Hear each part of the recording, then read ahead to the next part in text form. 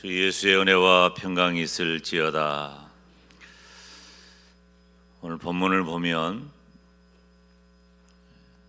지난 세월 동안 하나님께서 어떻게 그의 백성을 인도하시고 어떤 은혜를 베풀어 주셨는가 알 수 있습니다.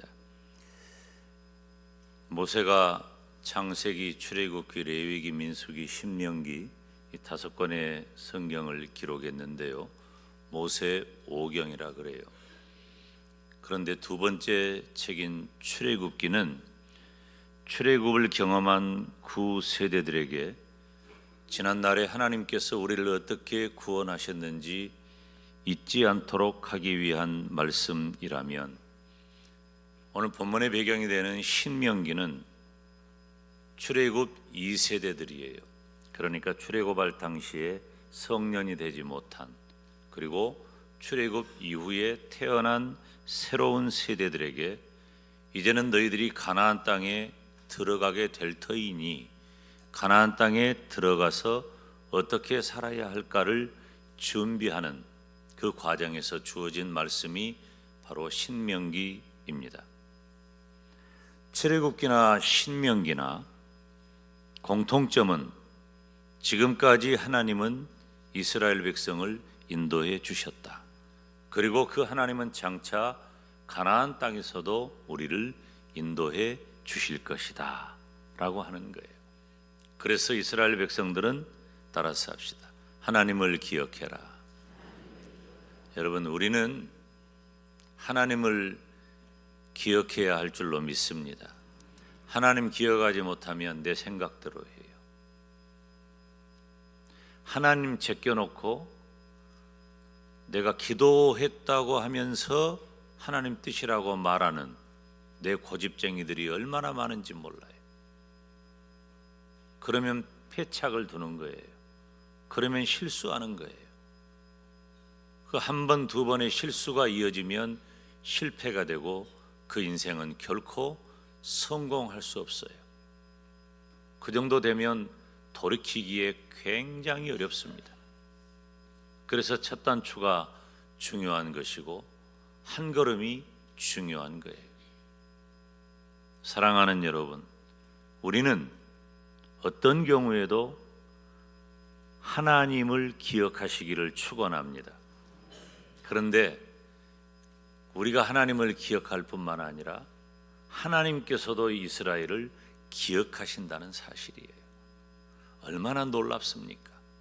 우리는 받은 것이 있으니까 기억할 만한 사건이, 일들이, 환경이 내 인생 중에 가득하니까 하나님을 기억한다고 하지만, 하나님은 어때요? 이리 빼고 저리 빼고 죄악 가운데 있는 나를 잊지 않으시고 기억해 주신다. 오늘 이스라엘을 기억하시는 하나님, 말씀의 은혜 받으시기를 주님의 이름으로 축원합니다. 이스라엘을 기억하시는 하나님은 어떤 분인가? 첫째, 자비하신 하나님이신 줄 믿습니다. 오늘 본문 31절 말씀을 함께 읽어볼까요? 네 하나님 여호와는 자비하신 하나님이심이라. 그가 너를 버리지 아니하시며 너를 멸하지 아니하시며 네 조상들에게 맹세하신 언약을 잊지 아니하시리라. 아멘. 네 하나님 여호와는 자비하신 하나님이다. 하나님은 너를 버리지 않는다. 너를 멸하지 않는다. 네 조상들에게 맹세하지 않았느냐? 네 하나님은 절대로 네 조상들에게 약속한 그 언약을 잊지 않으신다. 하나님께서는 이스라엘 백성들을 애굽에서 구원하여 내시기 위해 모세를 부르십니다. 그런데 모세는, 이 바보가, 자신이 없어요. 여러 가지 이유가 있습니다. 심리적인, 신앙적인, 인격적인 그런 여러 가지 이유를 다 말해요.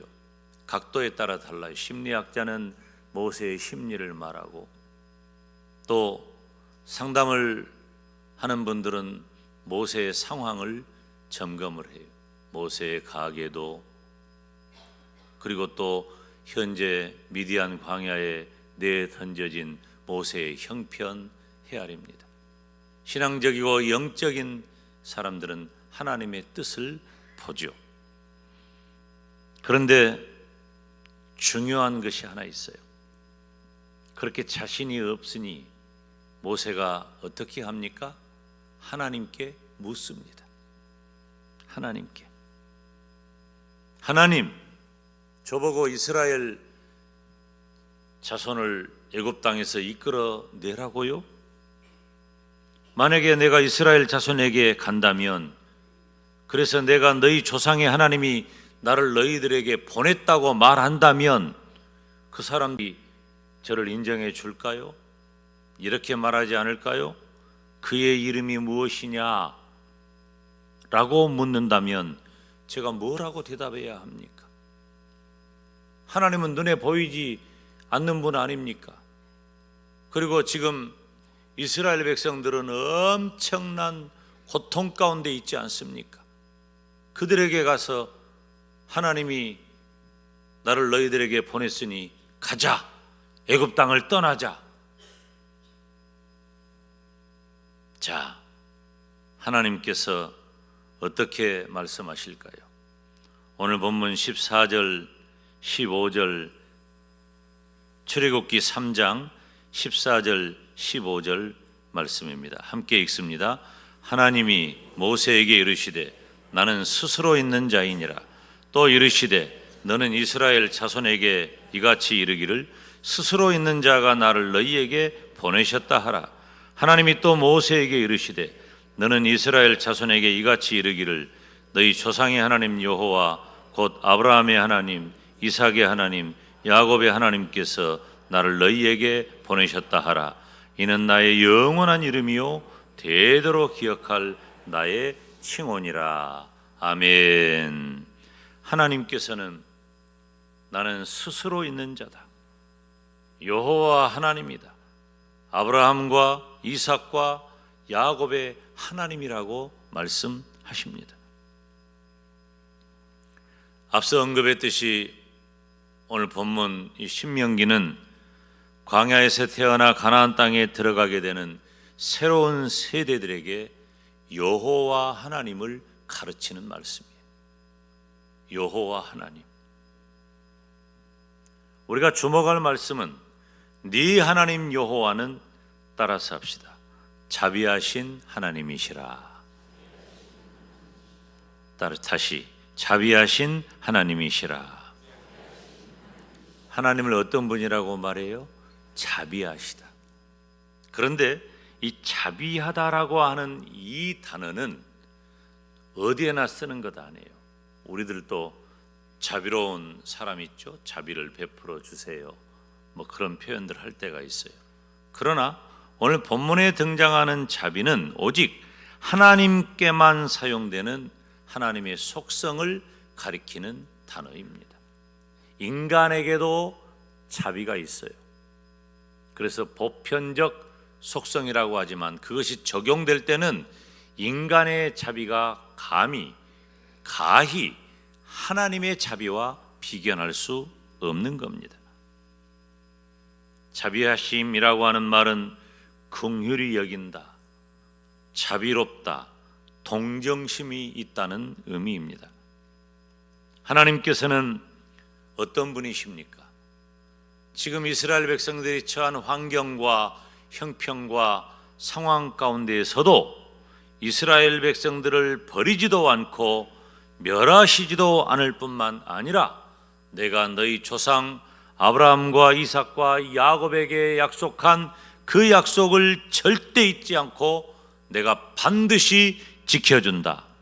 바로 그 하나님이십니다.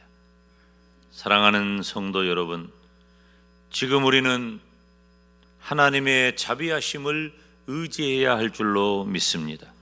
인간의 지혜와 경험은 어떤 상황이 되면 때로는 그것이 힘이 되는 것 같아요.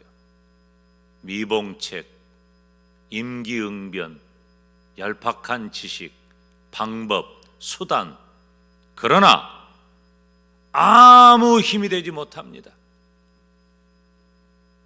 저는 예수님을 믿고 살면서 저도 왜 이런저런 상황이 없었겠어요. 그때마다 제가 아주 미련한 사람은 아니니까 이런저런 방법도 꾀를 내보지 않겠어요? 그리고 어떤 상황이 내 앞에 닥치면 임기응변도 필요하죠. 미봉책도 필요할 때가 있어요. 이때만 좀 지나가면 괜찮겠지 하고 모르쇠 하고 지나갈 수도 있어요. 정말 어려움이 왔을 때는 두렵고 벌벌벌벌 떨 때도 있죠. 그런데 그런 거 아무 힘이 되지 못해요. 오히려 시간이 지나가면서 저는 인생의 경험과 경륜과 어떤 방법과 지혜를 터득할 나이가 점점 돼가요. 제가 살아온 시간을 굳이 언급할 필요는 없겠지만은 꼭 집어 말한다면은 저도 62년 넘게 살았으니까. 그런데 희한한 일이 있어요. 시간이 갈수록 안 되는 일이 더 많아요. 못하겠다고 말하는 일이 더 많아요. 아무리 작은 일도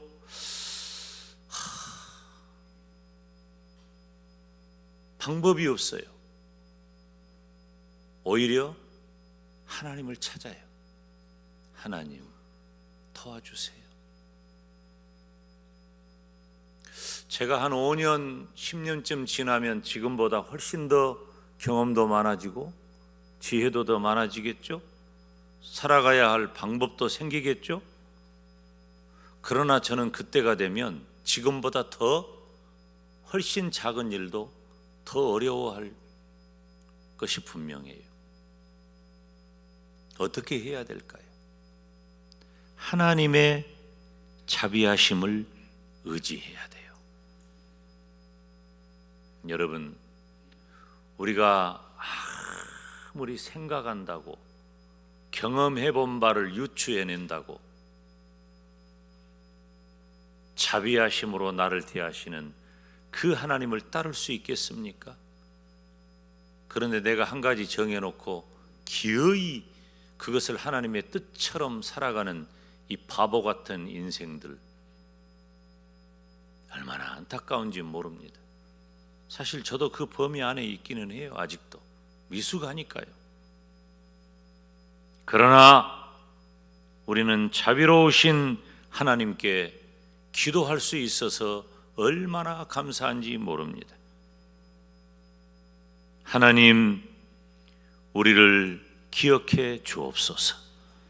하나님, 한국교회를 기억해 주옵소서. 하나님, 우리나라를 구원해 주옵소서.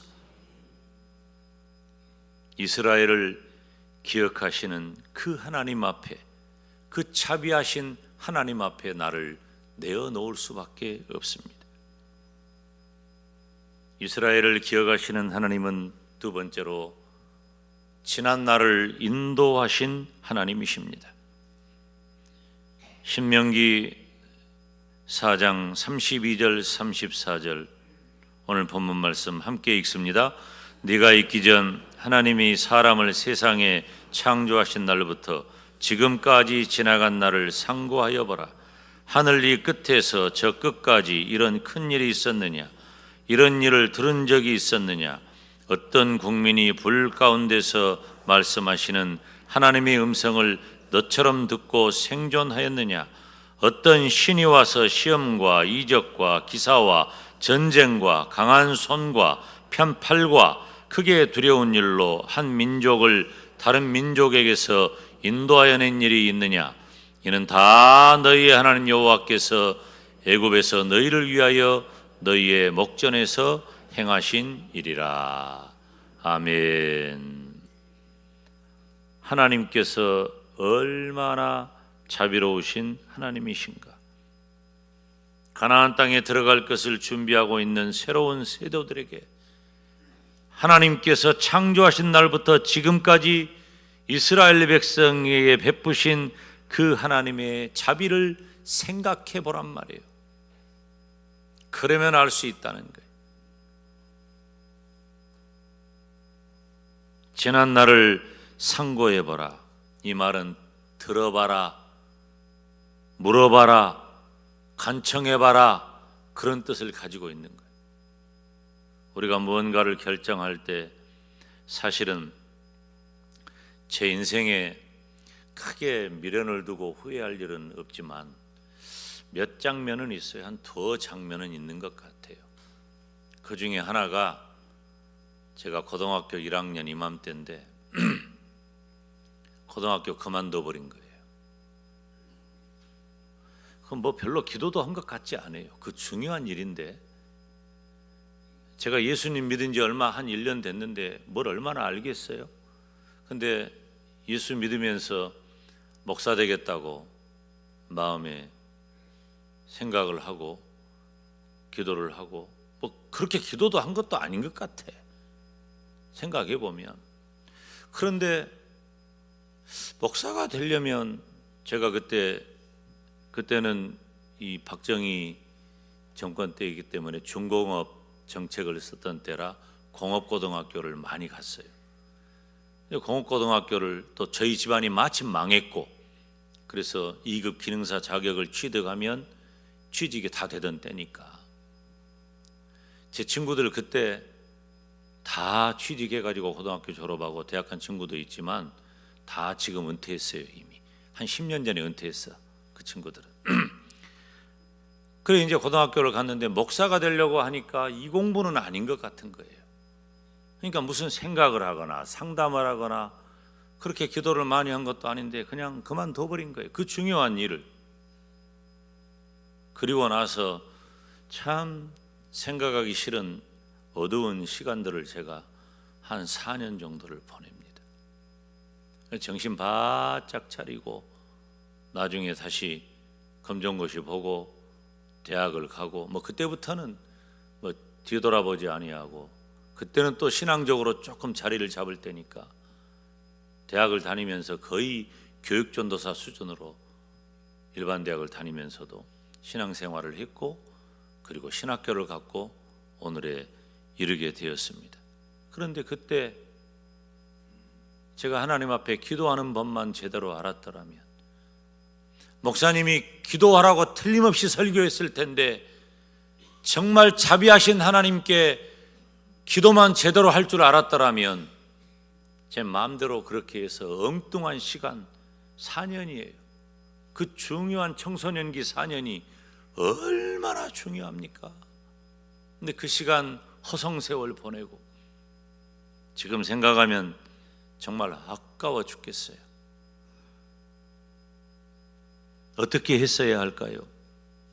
하나님이 어떤 분인가 나에게 행해 주신 일, 불신의 집안에서 나를 선택하시고 구원하신 그 하나님의 자비하심과 은혜가 무엇인가를 분명히 알았다면 저는 하나님께 틀림없이 기도했을 거예요. 사랑하는 여러분, 하나님이 약속하신 가나안 땅에 들어갈 백성들의 대부분은 광야에서 태어난 세대들입니다. 그래서 지난날 자비로우신 하나님께서 어떻게 이스라엘 백성들을 위해서 일을 하셨는지 몰라요. 그렇기 때문에 이 이스라엘의 본문의 신세대는 하나님에 대해서 상고해야 돼. 하나님을 기억해야 돼. 하나님이 우리를 어떻게 인도하셨는지를 기억해야 한다는 것입니다. 34절에 앞서 읽었지만 어떤 신이 와서 시험과 이적과 기사와 전쟁과 강한 손과 편팔과 크게 두려운 일로 한 민족을 다른 민족에게서 인도해낸 일이 있느냐? 누가 그런 일을 했느냐? 이는 다 너희 하나님 여호와께서 애굽에서 너희를 위하여 너희의 목전에서 행한 일이라. 하나님이 하신 일을 좀 생각해봐라, 기억해봐라 하는 거예요. 여러분 개인적으로 여러분의 인생에 힘들고 어려운 시간과 환경이 지금 주어졌습니까? 하나님이 여러분에게 하신 일을 기억해 보세요. 이 나라와 민족이 힘들고 어려운 시간을 지냅니까? 하나님이 이 나라와 민족에게 하신 일을 기억해 보라, 그 말이에요. 지금까지 이스라엘 백성은 하나님의 말씀을 불순종하는 삶을 살았어요. 그럼에도 불구하고 하나님께서는 일찍이 그들의 조상들에게 약속하신 그 언약을 지켜주십니다. 하나님께서는 이스라엘 백성들을 애굽에서 건지셨고 홍해를 건너게 하셨고 전쟁에서 구원해 내셨습니다. 그 모든 것들은 다 이스라엘에 대하여 자비하신 하나님의 은혜인 줄로 믿습니다. 가나안 땅에 들어가야 하는데 이 사람들은 몰라요. 그것을 출애굽 사건도 모르고 홍해의 기적도 경험하지 못했어요. 그래서 가나안 땅에 들어가기 위해서 홍해가 갈라지는 것과 같은 또 한 번의 기적이 어쩌면 필요한지도 모른단 말이에요. 안 보여주면 모른다니까. 우리가 지난 세월 동안 그렇게 많은 경험을 해놓고도 막상 내 앞에 딱 어려움을 만나잖아요. 옛날 일을 기억을 못해요. 지금 있는 이 일만 기억하고 죽네 사네 어렵네 힘드네 못 사네 어떻게 해야 될까 우왕좌왕하고 그리고는 결정한다는 것이 내 마음대로 해버려요. 그것을 하나님의 뜻인 줄 알아. 기도했다는 거예요. 기도했다고 하면서 내 생각을 관철하는 그 기도 아니에요. 신명기 8장 10절에 보면 네가 먹어서 배부르고 네 하나님 여호와께서 옥토를 내게 주셨으므로 말미암아 그를 찬송하리라. 하나님이 다 주셨으니 하나님을 찬송하라. 그런데 이 찬송하리라고 하는 말은 무릎을 꿇다, 축복하다, 찬양하다 그런 의미를 가지고 있어요.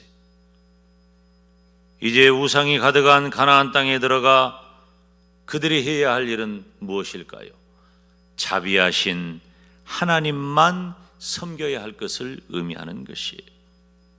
자비하신 하나님께서 이스라엘 백성들에게 자비를 베푸셨으니 자비하신 하나님께 이스라엘 백성들이 할 수 있는 것은 하나님만 섬기는 것입니다.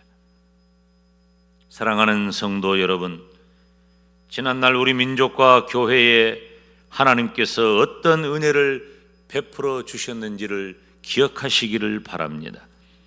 지난날의 역사를 뒤돌아보면 우리도 이스라엘 백성들 못지않은 수많은 우여곡절을 겪었습니다. 개인적으로도 그렇고 사회적으로도 그렇고 시대적으로도 그렇고 국가적으로도 그랬습니다. 이 세상에 있는 어느 나라보다도 우상이 많고 가난하기만 했던 우리나라 아닙니까? 그런데 하나님께서는 우리 민족을 버리지도 아니하시고 멸하지도 아니하시고 지난 100여 년 동안 은혜를 베푸사 이제는 경제대국이 되게 하셨습니다. 한국교회를 세계교회 가운데 두 번째로 선교사를 많이 파송한 선교대국이 되게 하셨습니다. 그 가운데 우리 교단이 가장 많은 선교사를 파송한 교단이 된 것입니다. 우리 교회도 이미 두 분의 선교사님을 파송했고 다가오는 새해 우리 교회가 교회 설립 120주년을 맞이해서 또 선교사님들을 파송할 준비를 하고 있습니다. 사랑하는 여러분, 지난 세월 동안 하나님께서 우리 교회와 성도된 저와 여러분에게 베푸신 은혜를 뒤돌아보면 말로 다 할 수 없어요. 글로 다 할 수 없어요. 생각으로도 다 할 수 없어요. 부족한 종은 지난 12월 1일 첫째 주일이죠. 어떻게 형통하는가 설교했습니다. 11월 내내 신방하면서 또 각 기관에서 여러 곳에서 우리는 어렵고 힘들고 두려운 이 상황 가운데서 어떻게 해야 할까? 담임 목사는 하나님이 함께 하시면 형통하다고 설교했습니다. 그렇게 설교한 이틀 뒤에 정말로 우리가 상상 못할 어렵고 힘들고 두려운 일이 이 나라에 펼쳐졌습니다. 우리는 또 어제 대통령이 탄핵되는 이런 힘들고 어려운 시간을 맞이하게 되었습니다. 어떤 정치적인 견해를 가진 사람들에 따라서 입장의 차이는 있겠지만 분명한 것은 지금 이 나라와 민족이 그리고 한국교회가 극심한 위기, 담임 목사가 말한 어렵고 힘들고 두려운 일이 정말로 펼쳐졌다는 것입니다. 어떻게 해야 할까요? 하나님, 우리를 기억하시고 우리나라를 구원하여 주옵소서. 우리는 기도해야 할 줄 믿습니다.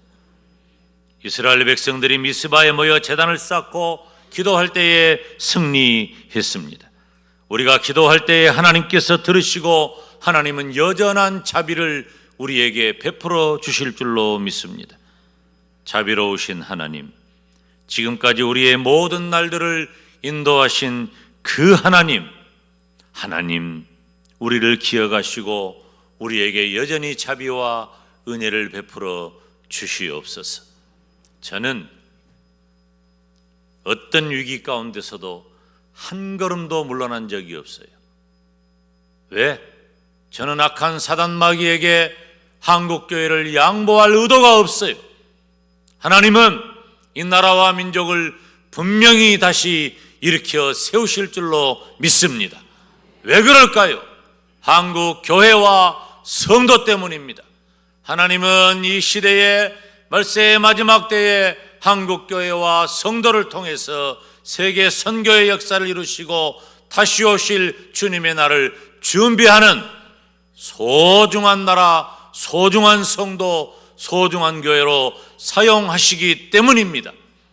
그래서 교회 때문에, 성도 때문에 이 나라는 다시 일어설 줄로 믿습니다. 저는 어렵고 힘들고 어떻게 두렵다고 말하는 사람 앞에서도 담대히 말할 수 있습니다. 이스라엘을 기억하시는 하나님, 우리를 기억하여 주시옵소서.